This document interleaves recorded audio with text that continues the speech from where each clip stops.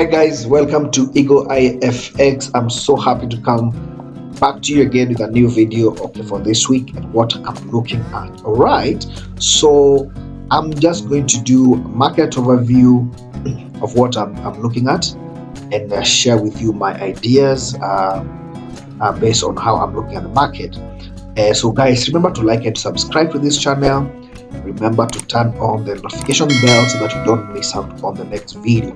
So today I'll be looking at Nzdjpy, I'll be looking at Usdcad, and I'll be looking at Usdjpy. But before I do that, I want to show you quickly, if you watch my previous video that I did on gold, Nzdusd 100, US30 and the German 30, you see that it actually played out correctly. For example, if I show you like for example by German 30, yeah, the market was somewhere around here, and my prediction of what was going to go up. Then look at this, the market was somewhere around here, right? Then look, there was a push to the upside. Same thing with US30. All right, my prediction was buy. The market was somewhere around here.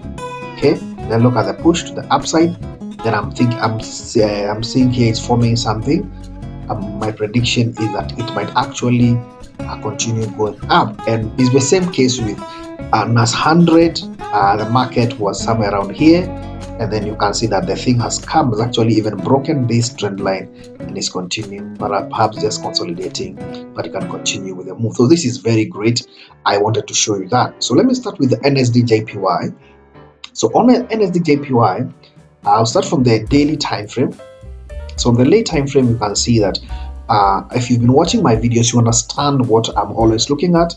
For example, if the market is going up, like this, I'm looking for this move for it to confirm that the market is going to come back down. And as you can see here, the moment I saw this, I knew that this market was gonna break, and after the break there was this flag over here.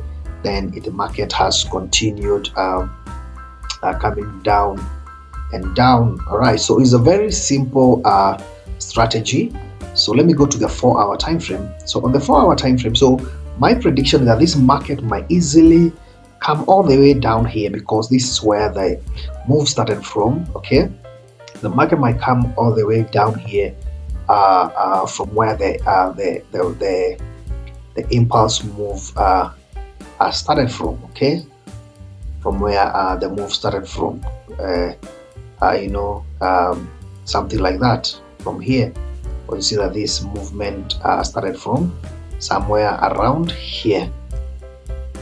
That's where the movement started from. Had an impulse move, correction, impulse move, correction, correction, impulse move, correction, impulse move, correction, impulse move, then consolidation to the upside. Then there is a break. Now we are seeing the market is coming back. But now I'm interested in what is currently happening over here. So you can see that after the breakout, there was this sort of a flag, then there was an impulse move, then there's this structure here, then another impulse move, and now it has given me another structure here. I'm actually looking for an impulse move to the downside. So to begin with, I'll target at this level over here, right? Either somewhere around here or the 90%, if you know about the 90% rule. So the moment this market is coming down, high chances that it may either come all the way to here, or it might do a 90%. So you can see that if you catch this move from here, then all the way to down over here, you can see that these are 200 pips, which is quite a big move. Okay, so let me just continue looking at this. So let me delete this so my charts can be clean. So you can see that we already have one touch here, and then we have another touch here. Perhaps I'll wait for a third touch here, and then a sell structure confirmation before I can enter my before I can enter my sales and target that move to the downside. I don't think going in right now is the right thing, because what the market will tend to do is that market will come and break and do something like this to catch people on the wrong side, to think that the market is continuing going down. But for us, we are looking for this structure we can be able to go down with it up to here, but we don't exit there, right? We wait, we hold this, and then we are actually targeting this level over here. So definitely after the breakout here, there will be another sell confirmation here, so we can scale in, and then we are targeting this move all the way to the downside. Okay, so that is what I'll be looking at.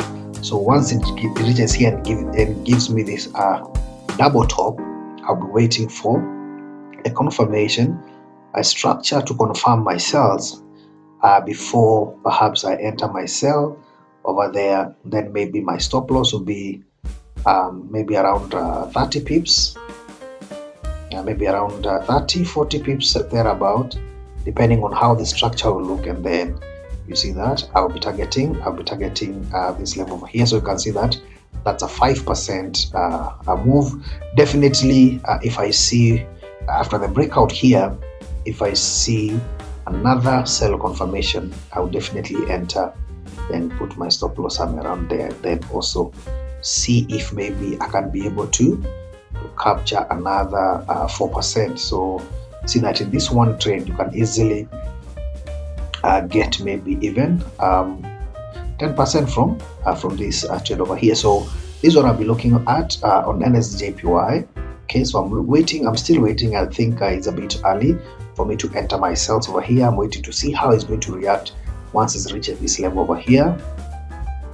Let me change this color so that yeah, so once it gets this level 81,494, this double top over here, definitely it must give us a structure, a sell structure, before we ride it to the downside. Okay, so let me look at Usdcad. So my next I'm looking at is Usdcad. So I'll start from the daily time frame. So from the daily time frame, you can see that Usdcad has been on an upward trend. Okay, so this is where the move started from. So I'm anticipating a fall of Usdcad all the way to this level over here. Look at that. How many pips are those? Has almost 450 pips that this, and you can see that this is actually a sell structure. All right, so you can see that this is actually a sell structure. Once it breaks, you see that it's going to come all the way to here, or might actually do 90%. Let's go to the 4-hour time frame. So on the 4-hour time frame, you can see that and this is a move that we actually caught last week. If you followed my Telegram group, there's this move that we caught over here, right? So the market was trending to the upside. Definitely once we saw this structure over here, and then we had a break, then we had let me go to the 1-hour time frame.